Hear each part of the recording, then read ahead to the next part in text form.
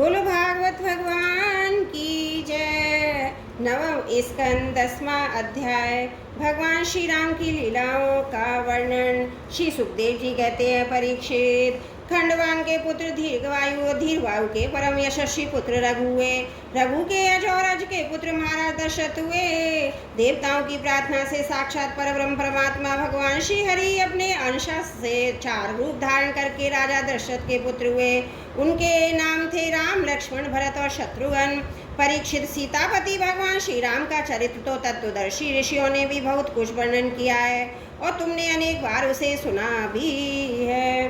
भगवान श्री राम ने अपने पिता राजा दशरथ के सत्य की रक्षा के लिए राजपाट छोड़ दिया और वे वन वन में फिरते रहे।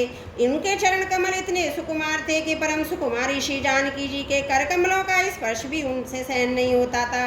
वे ही चरण जब वन में चलते चलते थक जाते तब हनुमान और लक्ष्मण उन्हें दबा दबा कर उनकी थकावट मिटाते। सूर्पणखा को नाक कान काट कर विरूप कर देने के कारण उन्हें अपनी प्रियतमा श्री जानकी जी का वियोग सहना पड़ा। इस वियोग के कारण क्रोधवश उनकी भौहें तन गईं, जिन्हें देखकर समुद्र तक भयभीत हो गया।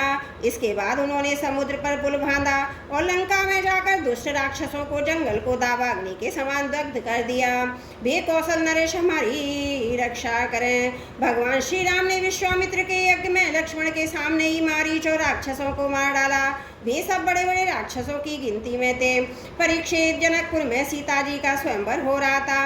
संसार के चुने हुए वीरों की सभा में भगवान शंकर का भयंकर धनुष रखा हुआ था। वह इतना भारी था कि 300 वीर बड़ी कठिनाई से उसे स्वयंवर सभा में ला सके थे। भगवान श्री राम ने उस धनुष को बात की बात में उठाकर उस पर डोरी चढ़ा दी और खींचकर बीचों बीच से उसके 2 टुकड़े कर दिए। ठीक वैसे ही जैसे हाथी का बच्चा खेलते खेलते ईख तोड़ डाले। भगवान ने जिन्हें अपने वक्षस्थल पर स्थान देकर सम्मानित किया है, वे श्री लक्ष्मी जी ही सीता के नाम से जनकपुर में अवतीर्ण हुई थी। वे गुणशील अवस्था, शरीर की गठन, सौंदर्य में सर्वदा भगवान श्री राम के अनुरूप थी। भगवान ने धनुष तोड़कर उन्हें प्राप्त कर लिया। अयोध्या को लौटते समय मार्ग में उन परशुराम जी से भेंट हुई, जिन्होंने 21 बार पृथ्वी को राजवंश के बीज से भी रहित कर दिया था। भगवान ने उनके बड़े हुए गर्व को नष्ट कर दिया। इसके बाद पिता के वचन को सत्य करने के लिए उन्होंने वनवास स्वीकार किया। यद्यपि महाराजा दशरथ ने अपनी पत्नी के अधीन होकर ही उसे वैसा वचन दिया था, फिर भी वे सत्य के बंधन में बंध गए थे। इसलिए भगवान ने अपनी पिता की आज्ञा शिरोधार्य कर राज्य, लक्ष्मी, प्रेमी, हितैषी, मित्र, महलों को वैसे ही छोड़कर अपनी पत्नी के साथ यात्रा की, जैसे मुक्त संयोगी प्राणों को छोड़ देता है। वन में पहुंचकर भगवान ने राक्षस रावण की बहन सूर्पणखा को विरूप कर दिया, क्योंकि उसकी बुद्धि बहुत ही कलुषित काम वासना के कारण अशुद्ध थी।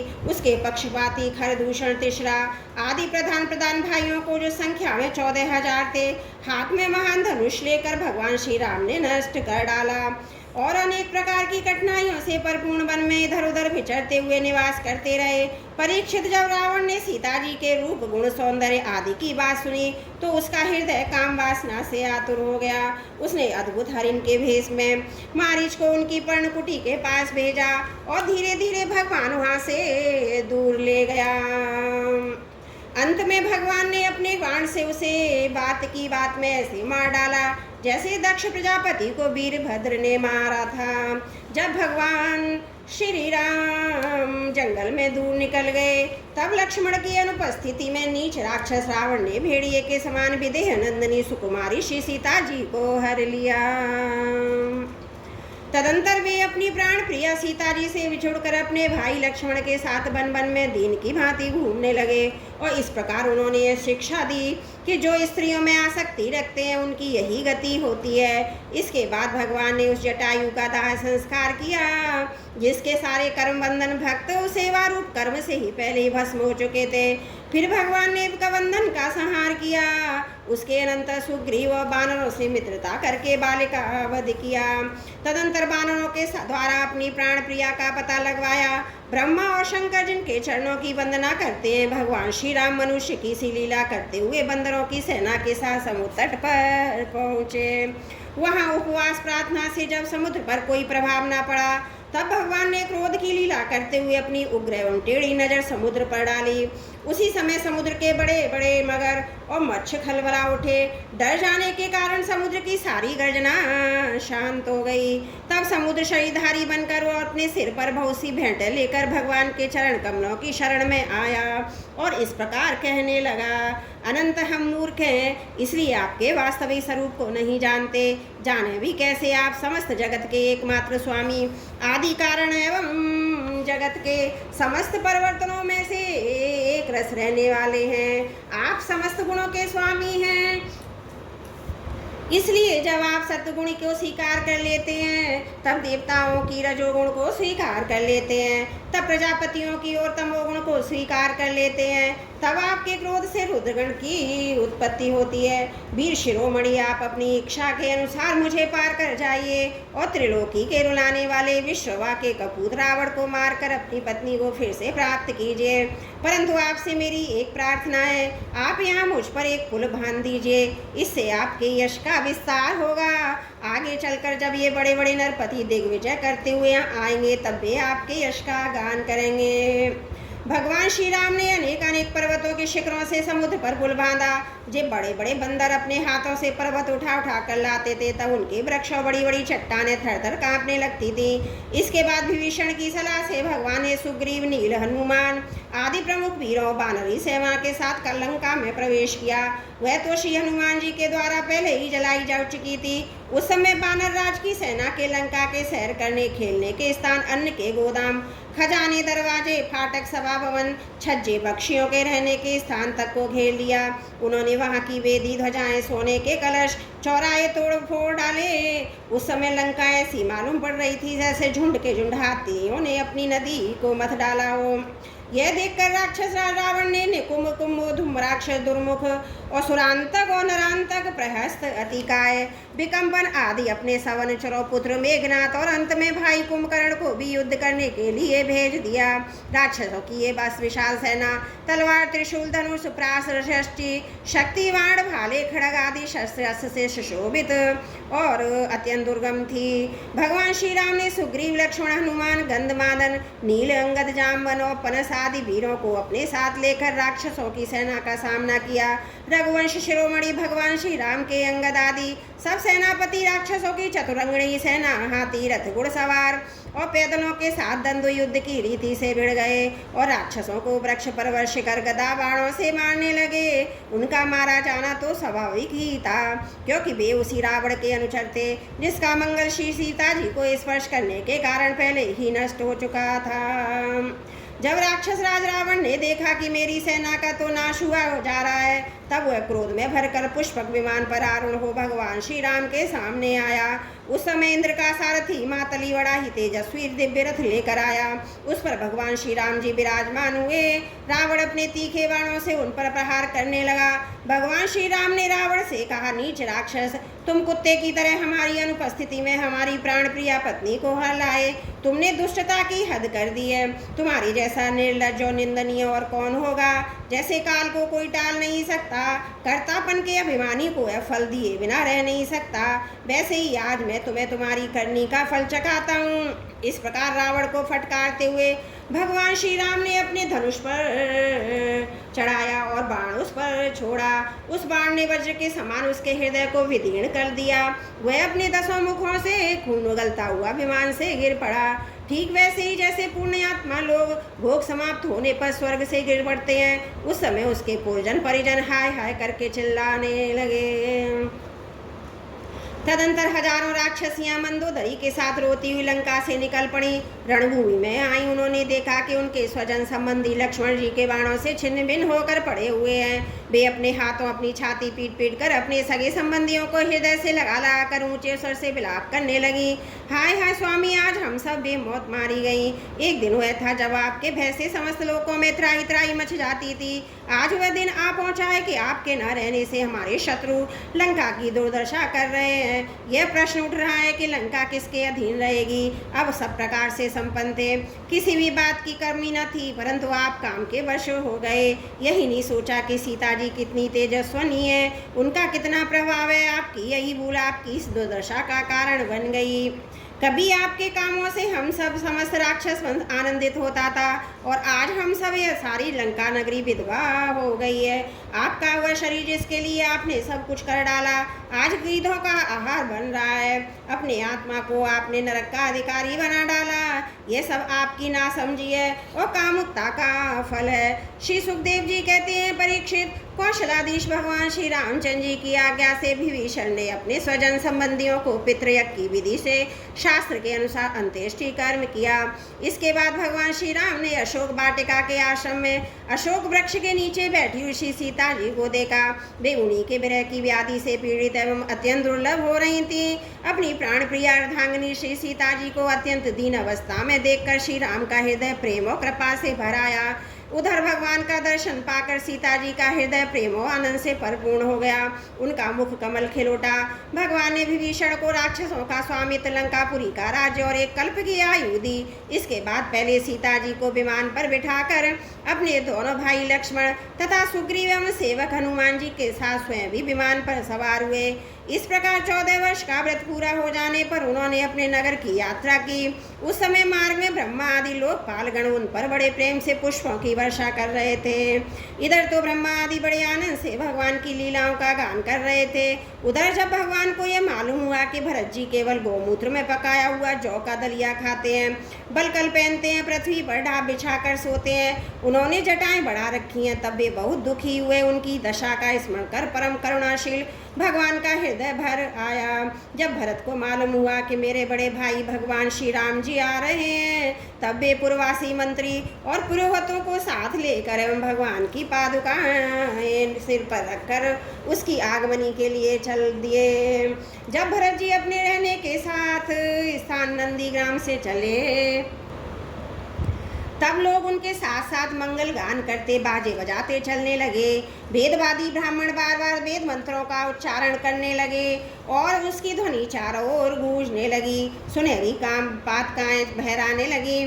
सोने से मड़े हुए रंग बिरंगी ध्वजाओं से सजे हुए रथ, सुनहले साज से सजाए हुए सुंदर घोड़े, सोने के कवच पहने हुए सैनिक उनके साथ साथ चलने लगे।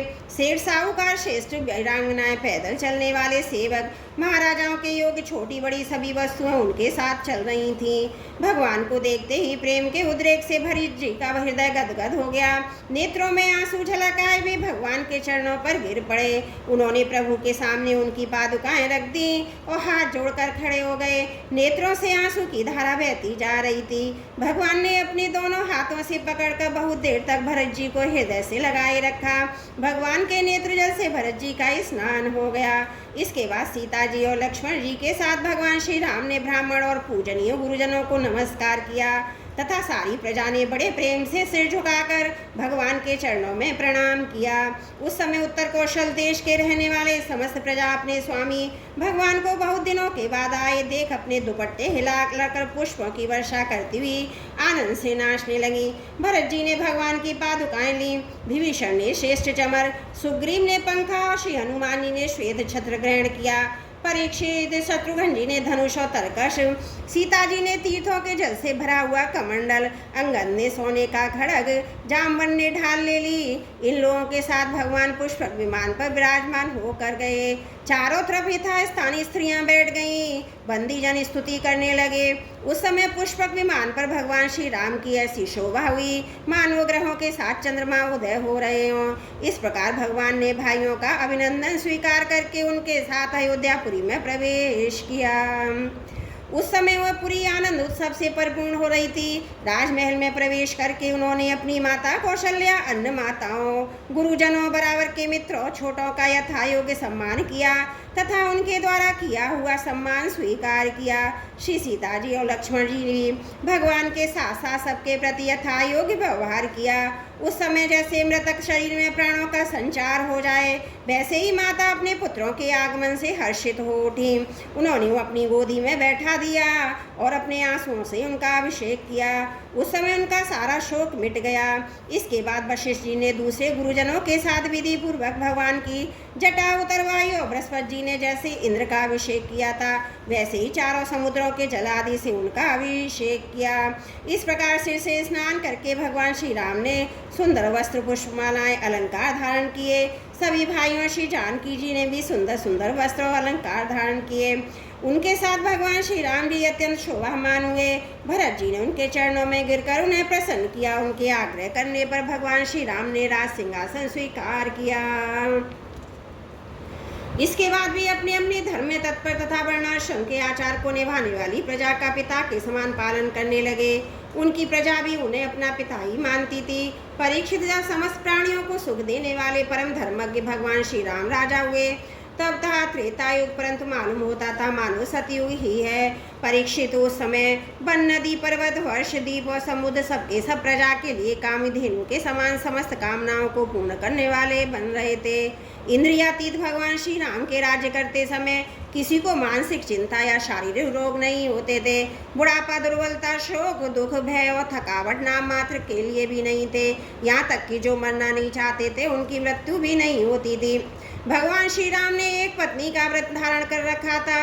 उनके चरित्र अत्यंत पवित्र और राजऋषि के से थे। वे ग्रस्तोचित स्वधर्म की शिक्षा देने के लिए स्वयं उस धर्म का वह आचरण करते थे। सती शिरोमणि सीता जी अपने पति के हृदय का भाव जानती रहती। वे प्रेम से, सेवा से, शील से, अत्यंत विनय से तथा अपनी बुद्धि और लज्जा आदि गुणों से अपने पति भगवान श्री राम का चित्त चुराती रहती थी। बोलो भागवत भगवान की जय। नवम स्कंद 10वां अध्याय समाप्त। त्रुटियों के लिए क्षमा प्रार्थी हूँ। बोलो भागवत भगवान की जय। नवम स्कंद 11वां अध्याय। भगवान श्री राम की शेष लीलाओं का वर्णन। श्री सुखदेव जी कहते हैं, परीक्षित, भगवान श्री राम ने गुरु वशिष्ठ जी को अपना आचार्य बनाकर उत्तम सामग्रियों से युक्त यज्ञों का द्वारा अपने आप ही अपने सर्वदेव स्वरूप स्वयं प्रकाशात्मा का यजन किया।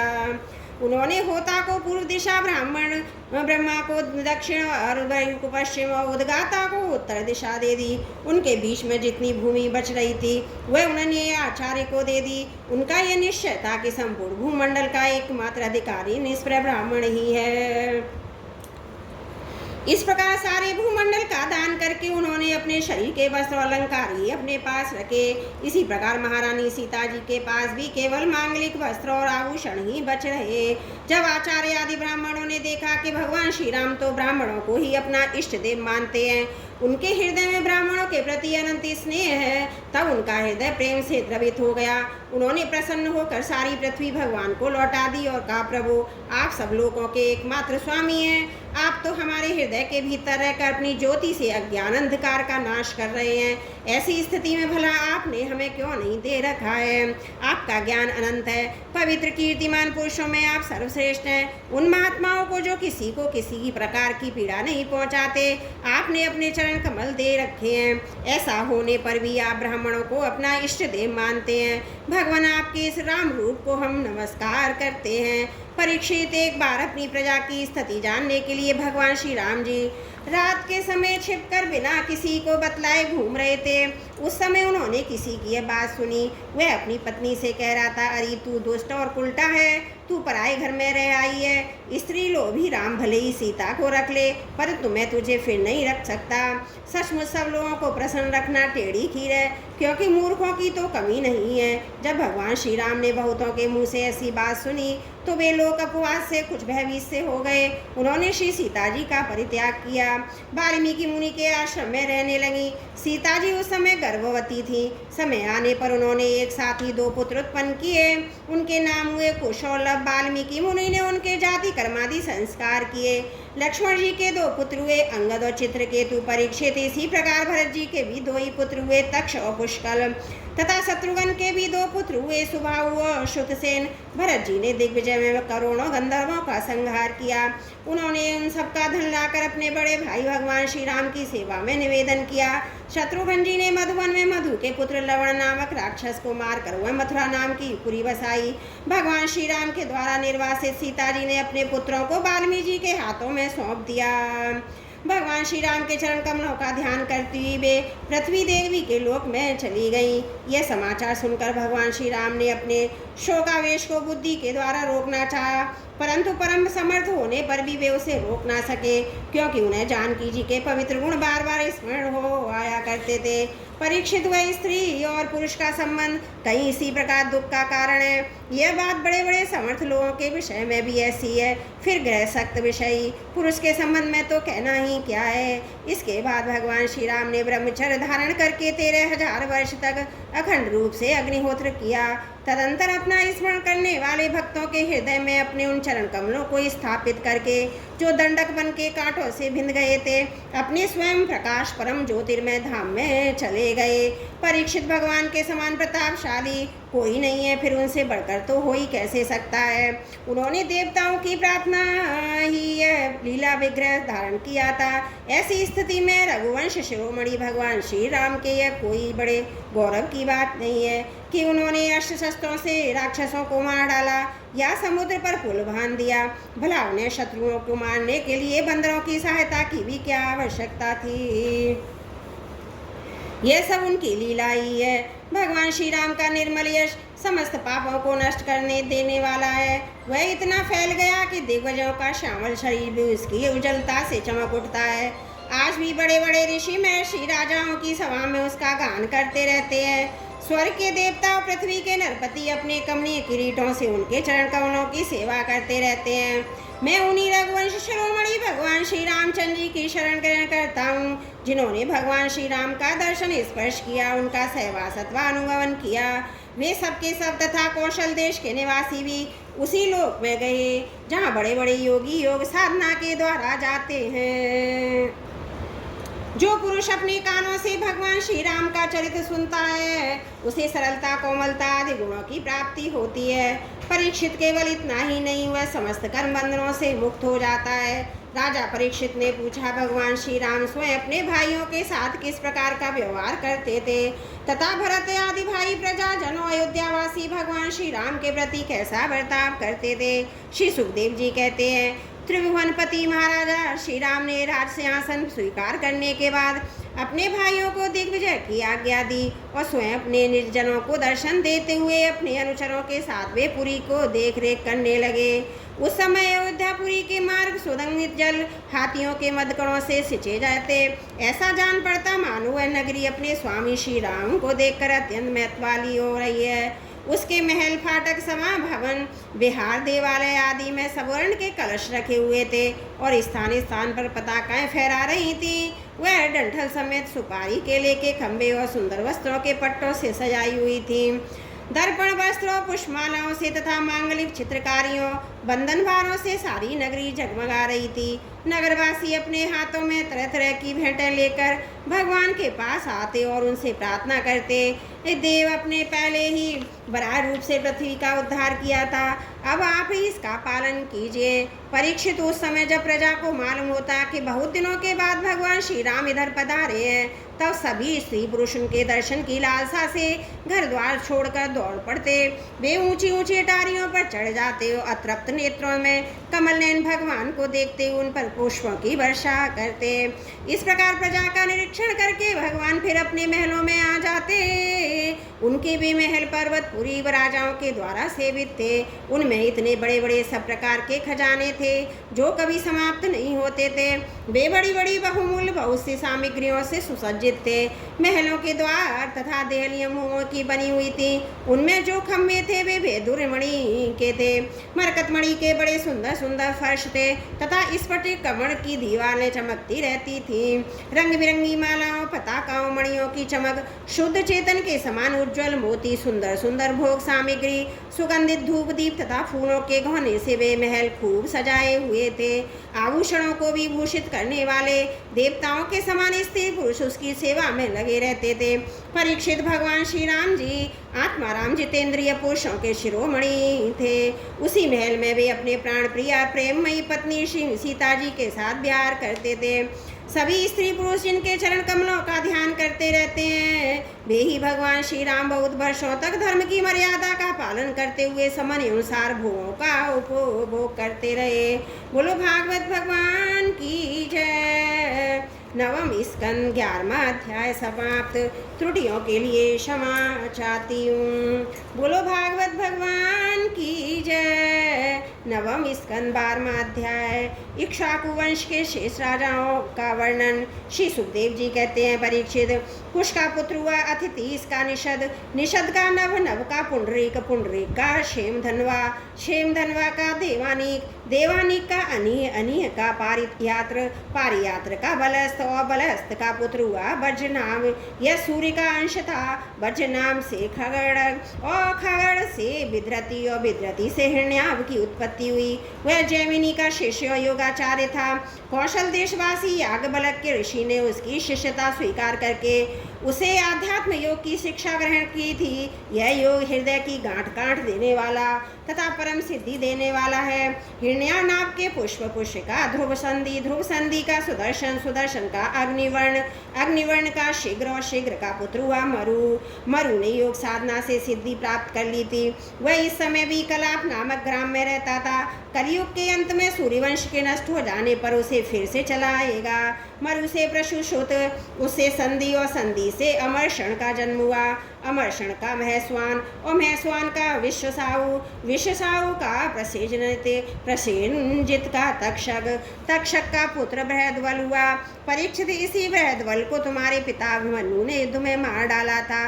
परीक्षित, इक्ष्वाकु वंश के इतने नरपति हो चुके हैं। अब आने वालों के विषय में सुनो।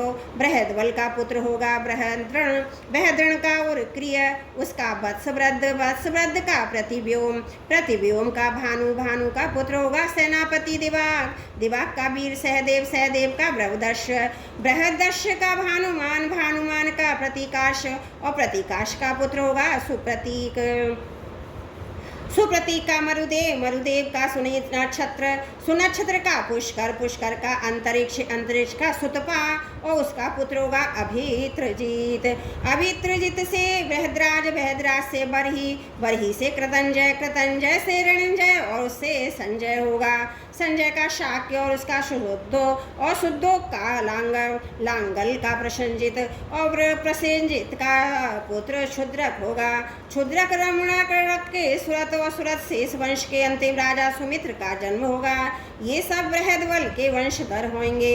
इक्ष्वाकु का वह वंश सुमित्र तक ही रहेगा, क्योंकि सुमित्र के द्वारा राजा होने पर कलयुग में यह वंश समाप्त हो जाएगा।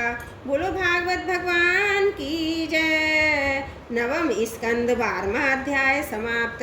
त्रुटियों के लिए क्षमा प्रार्थी हूँ।